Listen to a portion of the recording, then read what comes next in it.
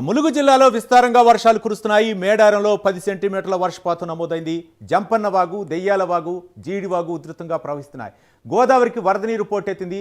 పుష్కర్ ఘాట్ దగ్గర నీటి మట్టం పెరుగుతోంది. దీంతో మొదటి ప్రమాద హెచ్చరిక జారీ చేశారు అధికారులు.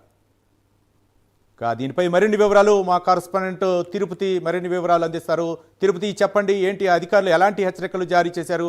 వాతావరణ శాఖ మరో పక్క హెచ్చరికల నేపథ్యంలో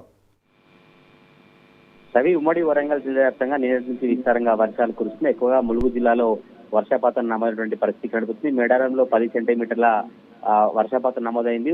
ఈ వాగులు కావచ్చు, జంపన్న వాగు, దెయ్యాల వాగు, జీసీ వాగు, గోదావరి ఉధృతంగా ప్రవహిస్తుంది. ఏటనాగరం మండలం రామన్నగూడెం పుష్కర్ ఘాట్ వద్ద 14.8 మీటర్ల మేర నీటి మట్టం నమోదైనటువంటి పరిస్థితి కనిపిస్తుంది. ఇప్పటికే అధికారులు మొదటి ప్రమాద హెచ్చరికను జారీ చేశారు. ప్రజలంతా లోతట్టు ప్రాంత వాసులంతా అప్రమత్తంగా ఉండాలి. గోదావరి వరద పెరుగుతుంది.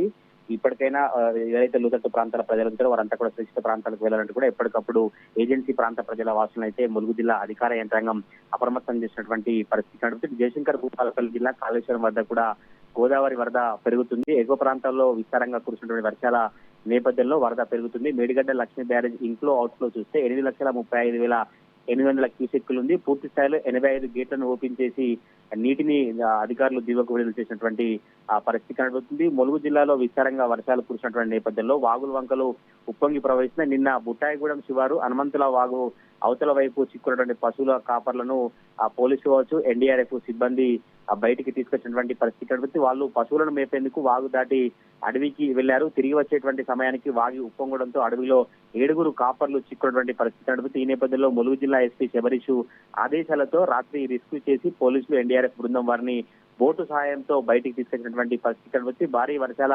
వరదల నేపథ్యంలో ప్రజలందరూ అప్రమత్తంగా ఉండాలి. వాగులు వంకలు దాటద్దంటూ కూడా పోలీసులు, రెవెన్యూకి సంబంధించిన స్థానిక అధికారులు ఎప్పటికప్పుడు అప్రమత్తం చేసినటువంటి పరిస్థితి కనిపిస్తుంది. ఇటు వాజేడు మండలం పేరూరు వద్ద గోదావరి ఉధృతంగా ప్రవహిస్తుంది. 16.300 అడుగుల మేర గోదావరి వరద ప్రవహిస్తుంది. టేకులగూడెం జాతీయ రహదారిపైనటువంటి రేగుమాగు వంతెన గోదావరి వరద పోవడంతో తెలంగాణ, ఛత్తీస్గఢ్ రాష్ట్రాలకు రాకపోకలు నిలిచినటువంటి పరిస్థితి కనిపిస్తుంది. ముంపు ప్రాంతాల ప్రజలు ఎప్పటికప్పుడు అప్రమత్తంగా ఉండాలి. అత్యవసరం అయితే పోలీసు వారి సహాయం తీసుకోవాలంటూ కూడా స్థానిక పోలీసులు చెప్పినటువంటి పరిస్థితి కనిపిస్తుంది. వాజేడు మండల కేంద్రంలో వ్యవసాయ భూముల్లోకి గోదావరి వరద పోటెత్తినటువంటి పరిస్థితి కనిపిస్తుంది. ఈ నేపథ్యంలో సుమారు 200 ఎకరాల మిర్చి తోట నీట మునిగినట్టు రైతులు చెప్తున్నారు. రైతులు తీవ్ర ఆందోళన వ్యక్తం చేసినటువంటి పరిస్థితి కనిపిస్తుంది. 2 రాష్ట్రాల ఇటు ఛత్తీస్గఢ్, తెలంగాణ ప్రజలు ప్రయాణం చేయాలంటే భూపాలపల్లి జిల్లా కాళేశ్వరం మీదుగా వెళ్లాలంటూ పోలీసులు సూచించినటువంటి పరిస్థితి కనిపిస్తుంది. ఎక్కువగా ఉమ్మడి వరంగల్ జిల్లా వ్యాప్తంగా ములుగు జిల్లా ఏజెన్సీలో అయితే వర్షపాతం ఎక్కువగా నమోదైనటువంటి పరిస్థితులు కనబడతా ఉన్నాయి. Ravi, right, thank you Tirupati.